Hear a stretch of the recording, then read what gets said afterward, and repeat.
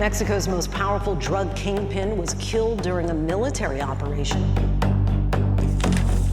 22 February 2026 ही तारीख मेक्सिकोच्या इतिहासात रक्ताने लिहिली जाईल.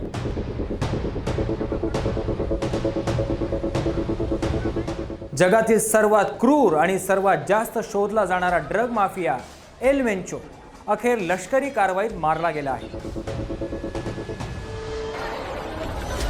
पण आश्चर्याची गोष्ट म्हणजे ज्या माणसानं मेक्सिकोच्या पोलिसांना सळो की पळो करून सोडलं होतं तो स्वतः एकेकाळी पोलीस अधिकारी होता.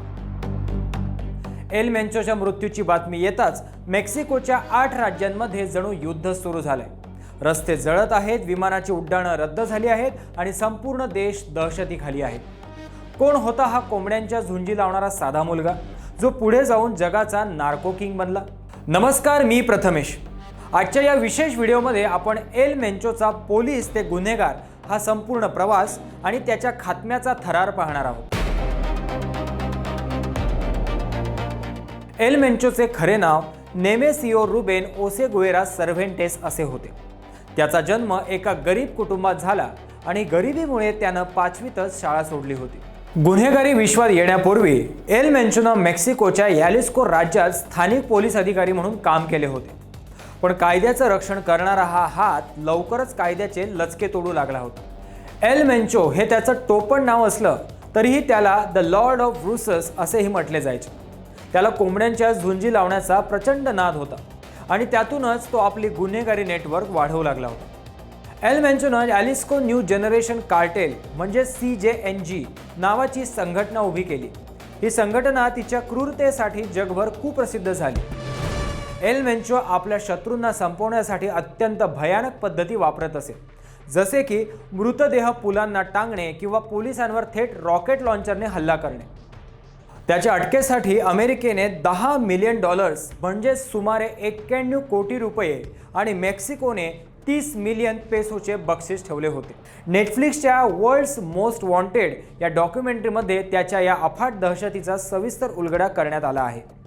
मेक्सिकन स्पेशल फोर्सेसने अमेरिकन गुप्तचर यंत्रणांच्या मदतीने यालिस्को टपाल्पा शहरात एका घरावर धाड टाकली.